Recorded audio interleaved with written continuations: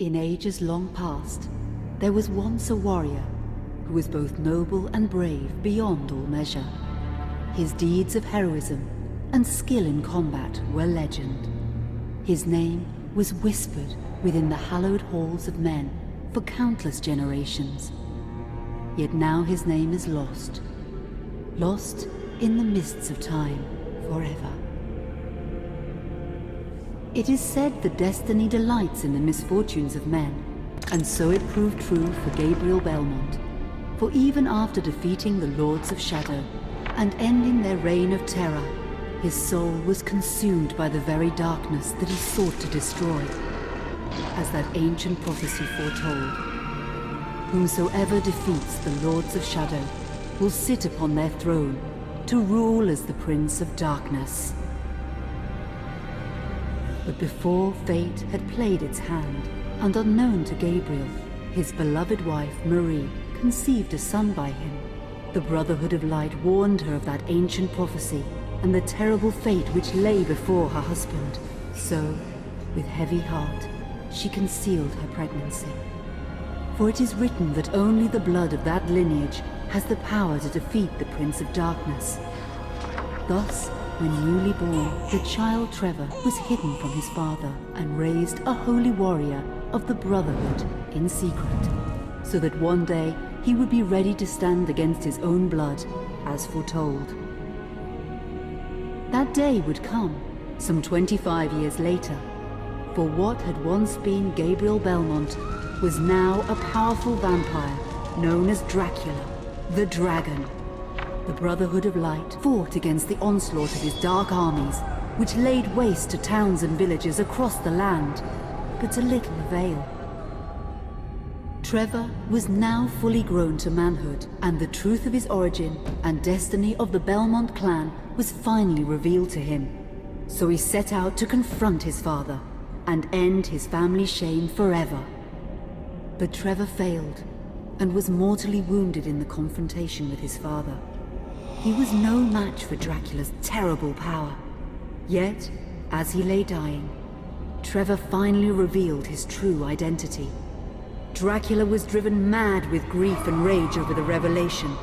He desperately sought to save his dying son by giving him his own lifeblood. But it was too late, or so he thought. Dracula buried his son within the walls of his great castle, and then swore bloody vengeance upon the world. Raising an army of creatures beholden only to him, he struck with fury and merciless cruelty at humanity. He vowed to hunt God's children for all eternity. But fate still had one last card to play.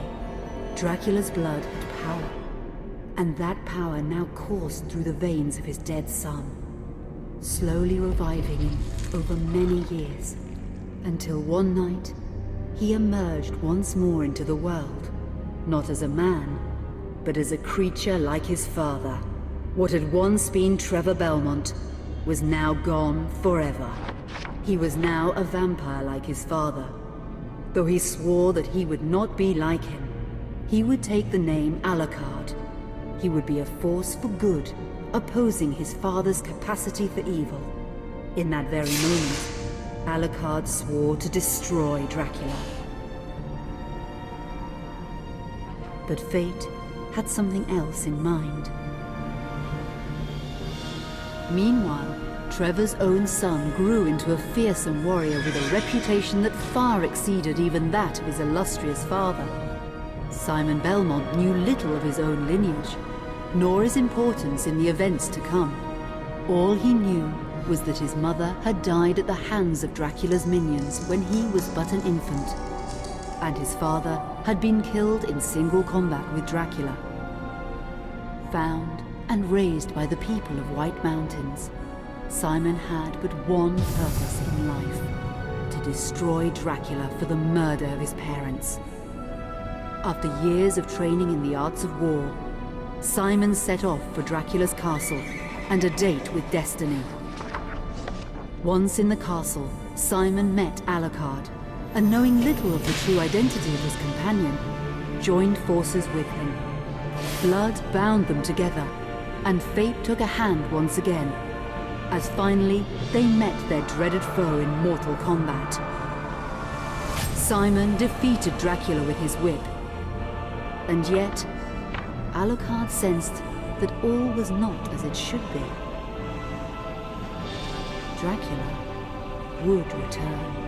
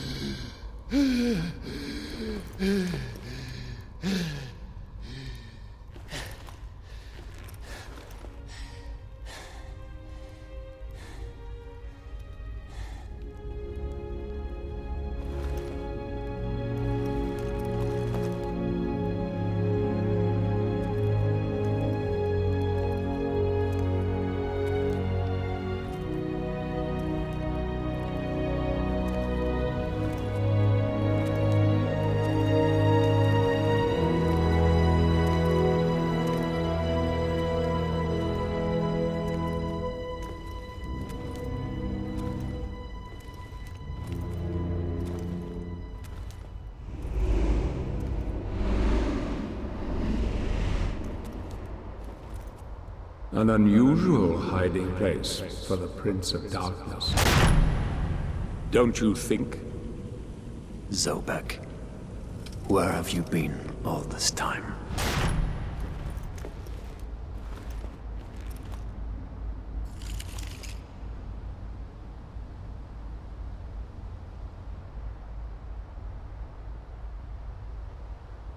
And what of you? Why have you been hiding all this time? Gabriel. Don't you dare call me that. I sind Dracul.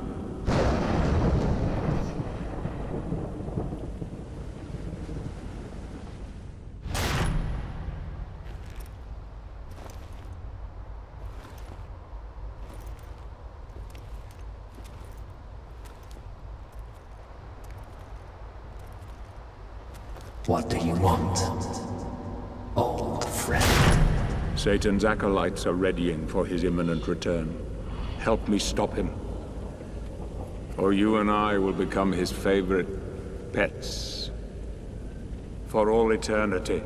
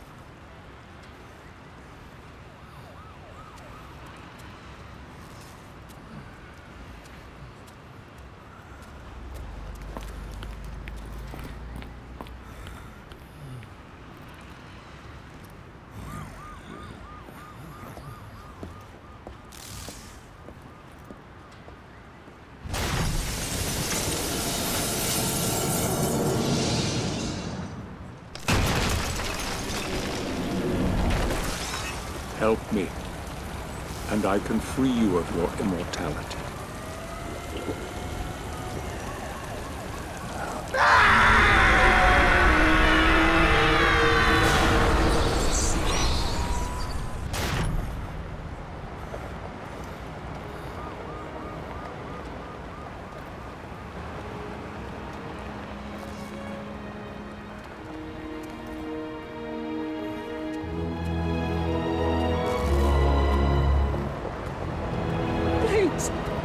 Get it up, yes, sir.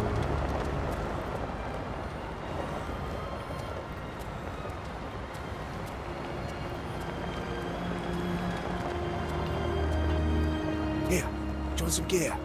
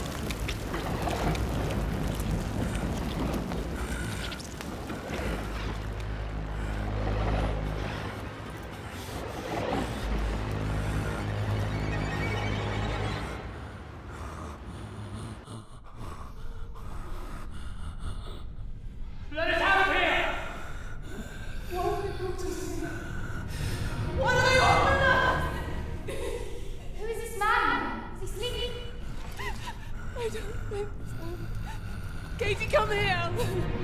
Look, Daddy, the man's moving. Stay away from me. Catherine, you come here! Now! Get here! You stay away from them!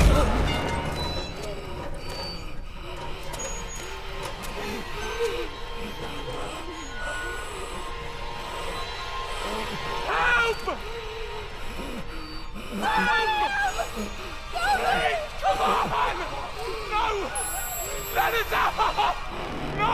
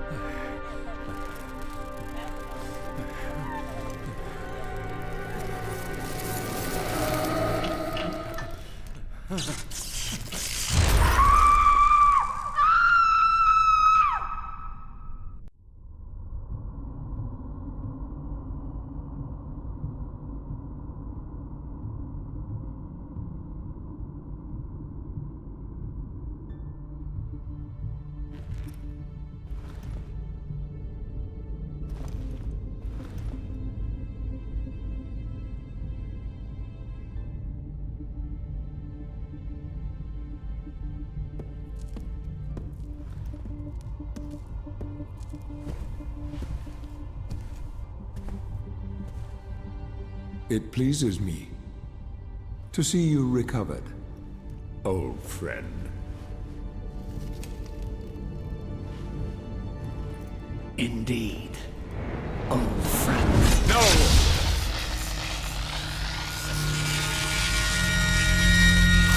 Relax. Our guest is just a little confused. I know what he wants.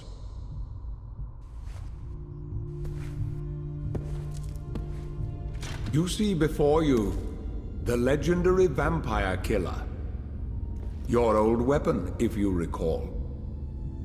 The only weapon capable of ending your immortal life.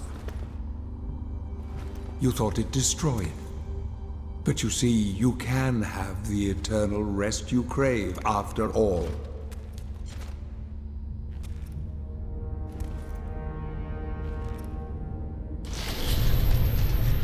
But first, you must help me. Prevent Satan's return to the world. Then, I swear to you, I will deliver the fatal blow to your heart myself.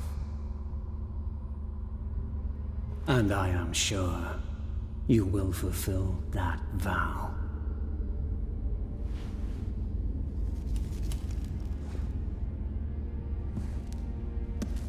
Since you sent Satan back to hell 1,000 years ago, his human offspring, or acolytes as they call themselves, have been dormant. I suppose that all of us, feared your wrath and great power. But not now. Now, even my bodyguard is more than a match for you. The acolytes know you are weak and are preparing for their father's return. Now they fear nothing. Don't they fear the mighty Zobek? Only you, in full possession of your powers, can defeat them. Follow me, please.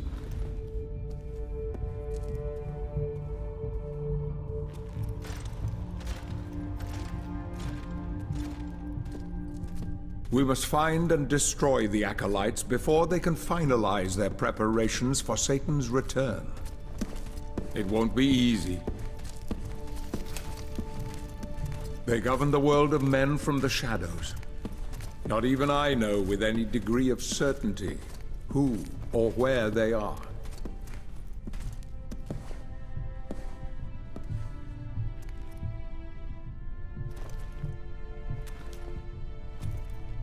They won't come out into the light unless we can force their hand. The acolytes must never know who hunts them down. The element of surprise will give us the advantage. Until you are at full strength again.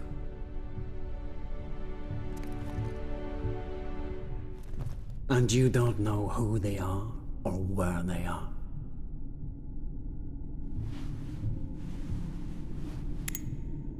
Do you know that this city is built upon the foundations of your castle? The acolytes are focusing their attentions here for very good reason. Satan has specifically chosen this place for his return. He means to enslave you first, to humiliate you for what you did to him. Let's get on with it.